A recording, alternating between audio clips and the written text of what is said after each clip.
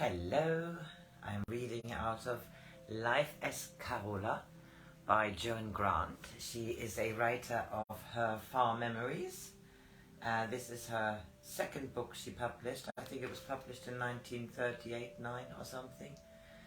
She died in 1989, a wonderful writer. And this is the story of Carola, who is the illegitimate daughter of Lord Griffin.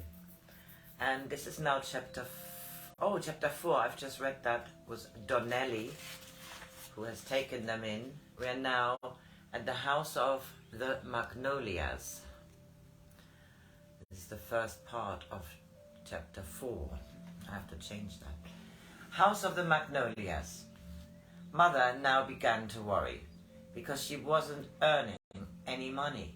I told her that soon she would have more embroidery to do than she could manage, for I thought that once they heard about her, lots of the rich people in the town would want her to embroider their doublets or quilt their satins, and I should be kept busy collecting orders and taking back the work when it was finished.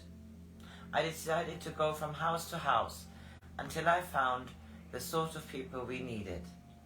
I washed my hair and coiled it with rags, as Mother had done for me when we lived in the castle. I still had one good dress, and I brushed it very carefully before I put it on.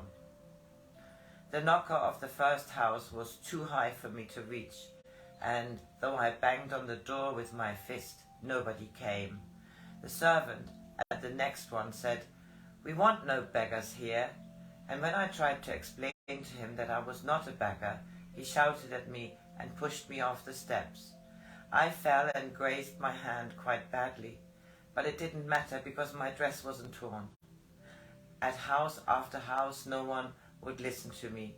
They all thought I was trying to beg, or that I summoned the doorkeeper just to annoy him.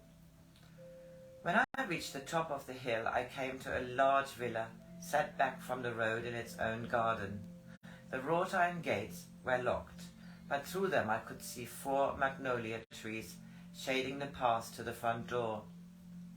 They were in full leaf, though the flowers had not yet opened. A branch spread over the wall, and I reached up and broke off a leaf on one side of it. It was hard, smooth as polished agate, and the other was a glowing brown, soft as Genoese velvet. I was standing playing with the leaf when I heard the gates being opened. A young woman, very richly dressed, came out of them in a carrying litter. She looked kind and was quite young, and I thought this might be the only chance I should get of speaking to the sort of woman who could afford embroideries. So I made a very low curtsy as if she were a princess and called out, "Beautiful lady, may I crave your favour?" She laughed and told her litter bearers to stop. A man dressed in black, with a gold chain round his neck, whom I took to be her steward, commanded me to go away. I wanted to appear generous, and three threw me a little bronze coin, but I took no notice of it. She said, "You're a fool, Ferdinandi. Can you not see that this is no beggar, but a child of quality? Perhaps she has run away from her nurse, or climbed the wall of her father's garden in search of adventure." Then she turned to me. "Am I not right, little girl? Are you not playing a prank on some attendant by hiding? I used to do that when I was your age. I can still remember the excitement of it, but I have forgotten the scoldings of my nurse and the stern upbraidings of my father. Have you got a stern father, little girl? Come, do not be shy. Tell me your name." "My name is Carola. I have no father." "An orphan as I am, my poor sweet. Surely we must be friends." Then to her servants, "Set down my litter. I'm going into the garden to talk with this enchanting child. Ferdinandi, go to the Countess' house and tell her that I am desolate. I cannot join her, to gossip about her husband's mistresses over her sugar cakes, and she too, and the too sweet wine with which she embalms herself in fat. Tell her, you know what to tell her, Fernandi, my humble duties. I am desolate, but a sudden malaise has afflicted me. She stepped out of her litter, and when I curtsied, she offered me her cheek to kiss. Taking me by the hand, she led me through the gates. It was very cool and green under the great trees, and at the back of the house there was a kitchen garden. She found some early strawberries in a sunny corner and said I could eat all the ripe ones I could find. She told me about the greyhound that had belonged to her when she was a little girl, so I told her about Minetta, but I didn't say that I no longer had her. She chattered on, telling me she was having a new coach, and it was to be grey, with the wheels picked out in yellow, and inside it was to be lined with quilted satin. She said I must ask my mother to be so gracious as to permit me to visit her again. She was very gay and laughed as easy as her lapdog barked. She was very proud of her little dog. I don't know what breeder he was. He was very small, with a pointed nose and white silky hair that would have fallen over his eyes if it had not been tied up with a blue ribbon, and his feet were so cold and scratchy as a bird's claws. She said she played hide and seek with him, and I was to hold him and cover his eyes with a silk scarf while she hid, so that I could see how clever he was at finding her. We played this game for a time, and then she hid behind the thorny shrub which tore a long rent across her overdress. When she saw it, it was spoiled. She began to cry.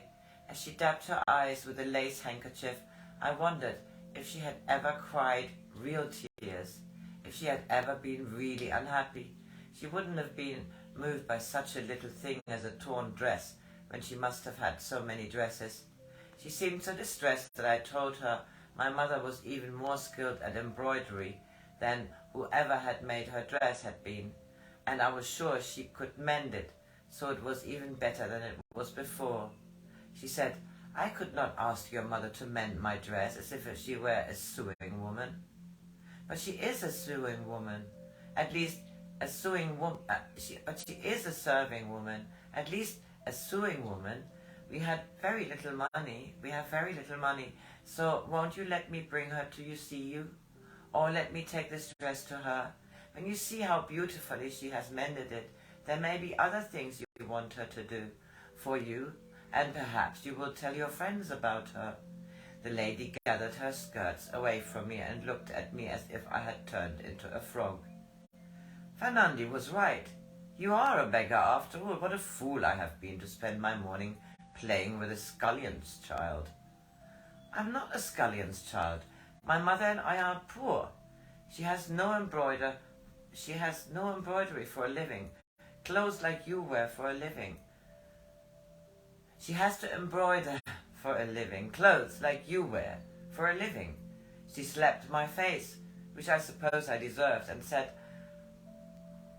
if ever you come near my house again, I shall tell them to set my dogs on you.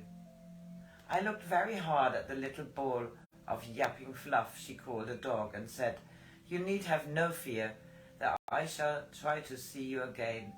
Among all your possessions, you prattled about, you forgot to mention your boarhounds, which is a pity, as I like large dogs. So the only time I might have been able to get somebody to help my mother, I was a fool and lost my temper.